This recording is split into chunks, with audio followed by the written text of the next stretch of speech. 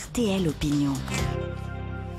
Bonjour Éric Nolot. Bonjour Vincent, bonjour à tous. Alors c'est N comme Nolo ce oui. matin, vous officiez en lieu et place de votre compère Éric Zemmour cette semaine, en alternance d'ailleurs avec Elisabeth Lévy. Alors aujourd'hui c'est votre tour et vous avez été frappé par la concordance de plusieurs actualités. Les disparitions de Kim Jong-il et Václav Havel et les remontrances des agences de notation, un raccourci spectaculaire du passage de témoin entre communisme et capitalisme.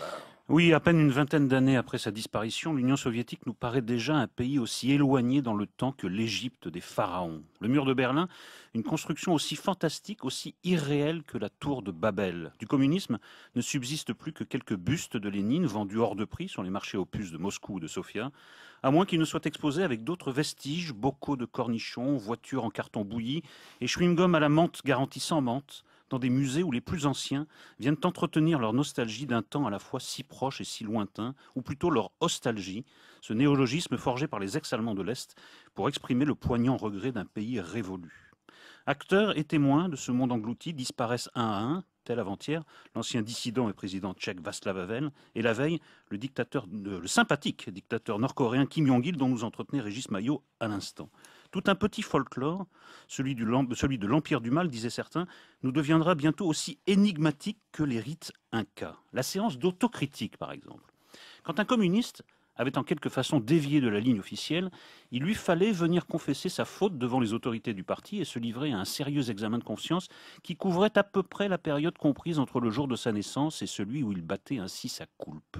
Dans les cas bénins, il s'accusait d'un défaut de vigilance idéologique. Dans les cas plus graves, il avouait avoir cédé aux sirènes trotsko-américano-sino-titistes. Et peu importe, au fond, puisque la réponse était toujours la même, insuffisant, camarade, très insuffisant, il faut aller beaucoup plus loin. Mais la nature tient décidément le vide en horreur.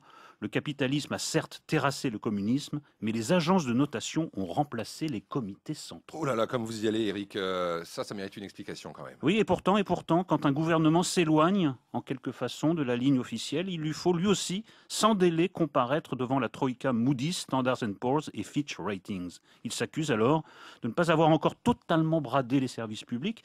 Il reconnaît maintenir les plus pauvres dans l'assistanat en leur versant des dizaines d'euros chaque mois. Il admet engraisser le mammouth. Il avoue entretenir à ne rien faire une caste de privilégiés appelés fonctionnaires.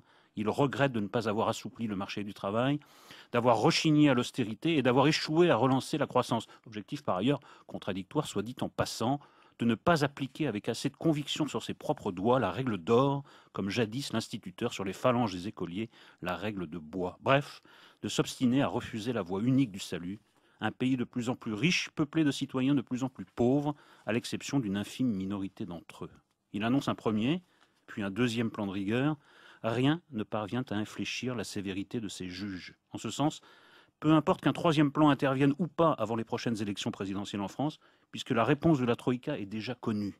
Insuffisant, cher ami, très insuffisant. Il faut aller beaucoup plus loin. Éric Nolot, ce matin sur RTL, c'était RTL Opinion, à retrouver évidemment sur rtl.fr.